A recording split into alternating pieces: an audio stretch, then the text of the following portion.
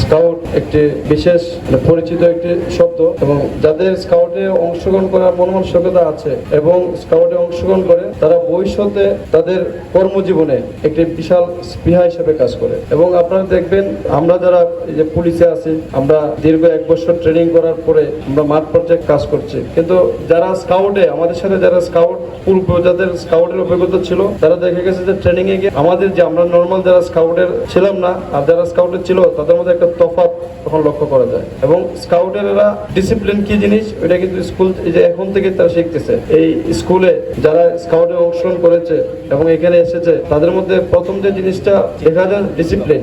আমাদের স্কাউটসরা আসলে যে মূল মন্ত্র বিভিন্ন প্রতিকূল পরিস্থিতির মাঝে আমার দেশকে ধরে রাখতে হবে, আমাদের প্রতিকূল পরিস্থিতিতে আমাদেরকে টিকে থাকতে হবে। আজকে যে দিনে তোমাদের এই স্কাউট সমাবেশে অনুষ্ঠিত হয়েছে সেটিও আসলে প্রকৃতপক্ষে একটি প্রাকৃতিক দুর্যোগের মধ্যে অনুষ্ঠিত হচ্ছে। এটিও তোমাদের সেশনের স্কাউটসের যে মূল মন্ত্র, সেই মূল মন্ত্রের সাথে তোমরা বুঝতে পারছো যে একটা প্রতিকূল পরিস্থিতি যদি কোনো সাইক্লোন ঘূর্ণিঝড়ের মধ্যে একটা প্রোগ্রামকে তোমরা আয়োজন করছো, কিভাবে আয়োজন করতে হবে, কিভাবে একতাবদ্ধ থাকতে হবে, কিভাবে কাজ করতে হবে, এটি তোমাদের মধ্যে একটি এক্সাম্পল হিসেবে থাকবে।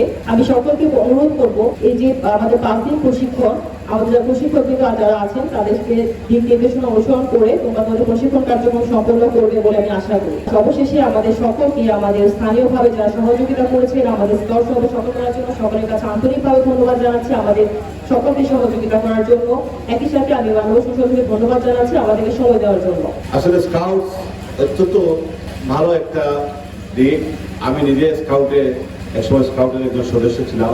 আমি যখন ক্লাস 8-এ ছিলাম আমাদের আলীনগর ডিএম স্কুলে আমাদের সেই তাবু জলসাটা অনুষ্ঠিত হয়েছিল। আমরা 3 রাত থেকে ছিলাম, অনেক কিছু শিখেছিলাম। বিশেষ করে একজন স্কাউট ম্যান সে কিভাবে স্যালিউট দিতে হয়, এই যে আঙ্গুলটা এইভাবে করে কিভাবে মার্চ পাস করতে হয়, বাম পা আগে দিয়ে সামনে দিয়ে কিভাবে বুকটা এইভাবে রাখতে, এগুলো অনেক শিক্ষণীয় অনেক জিনিস। কিভাবে নিয়মানুবর্তিতার টাইম ম্যানেজমেন্ট করতে হয়, সময়ের সাথে সাথে নিজেকে তৈরি করতে হয়। 5 দিনে এখানে যারা আমাদের সন্তানেরা অনেক কিছু শিখতে পারে। আমি মনে করি আমি যে শিখেছিলাম সেই শিক্ষাটুকু আমার জীবনের অনেক কাজে লেগেছে, এখন অনেক কাজে লাগছে। কারণ এই যে শারীরিক কসরত, মনের সাহস, মনের বল, আপনার ফিজিক্যাল ফিটনেস, এগুলা কিন্তু এই স্কাউটের মধ্যে দিয়ে অনেকখানি উঠে আসে। আমার দৃঢ় বিশ্বাস স্কাউটের আমাদের সন্তানদের এই কসরতের মাধ্যমে তাদের বিভিন্ন ডিসপ্লে অনুষ্ঠিত হয়, তাদের যেমন খুশি তেমন সাজা অনুষ্ঠিত হয়, অনেক কিছু ডিসপ্লে অনুষ্ঠিত হয়। এগুলোর মাধ্যমে তাদের প্রতিভাগুলো ফুটে ওঠে। এখানে প্রায় 27টি স্কুলের আমাদের সন্তানেরা সবাই জড়ো হয়েছে, 5 দিন থাকবেন। আমি আয়োজকবৃন্দকে বলবো তাদের যাতে সেফটি সিকিউরিটিটা ফার্স্ট, এটা কিন্তু আপনারা নিশ্চিত করবেন। আমি প্রশাসনকে বলবো তাদের এখানে যাতে প্রশাসনিক তাদের নজরদারিগুলো থাকে। পাশাপাশি এলাকার জনগণ যারা আছেন আপনারা, এরা আমাদের মেহমান, আপনাদের মেহমান। আপনারা আপনাদের অন্তরের অন্তঃস্থল থেকে আতিথ্যতা দিয়ে আমাদের বাচ্চাদেরকে আপনারা দেখে রাখবেন যাতে এদের কোনো ধরনের কোনো ক্ষতি না হয়। আপনাদের প্রতি আমাদের প্রত্যাশা। আমার দৃঢ় বিশ্বাস এই আমাদের এই সন্তানদের এই ডিসপ্লের মাধ্যমে যে অভিজ্ঞতাটুকু অর্জন করবে, ভবিষ্যতে কেউ না কেউ এখান থেকে স্কাউট জাম্বুরিতে যাবে, যেটা গাজীপুর হয়। স্কাউট জাম্বুরিতে গেলে আরো অনেক বড় একটা ব্যাপার, যেখানে সাধারণত রোভার স্কাউট যারা আছে তারা যায়। আমি শুভকামনা জানাই সবার স্কাউট বৃন্দের পক্ষ থেকে। এবং এত রাত্রে হয়ে গেছে, বেশি লেট করার দরকার প্রয়োজন নেই।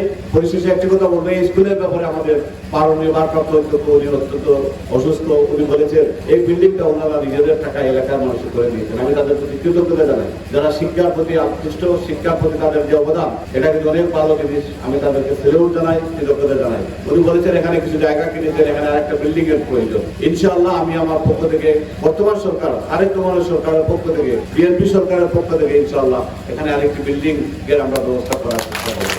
কিন্তু আমাদের আর এখানে উনি অসুস্থ অবস্থা বলছেন, আমরা সেটুকু চেষ্টা করব। আমরা চাই এই এলাকার উন্নয়ন সমানভাবে উন্নয়ন হবে। যে জায়গায় উন্নয়ন হয় নাই সেখানে বেশি করে উন্নয়ন হবে। কারণ বিগত দিনে আমাদের এই এলাকার অবহেলিত ছিল। বিগত 17 বছর এই এলাকার কোনো ডেভেলপমেন্ট হয় নাই, কাজ হয় নাই, রাস্তাঘাটের অবস্থা বেহাল দশা।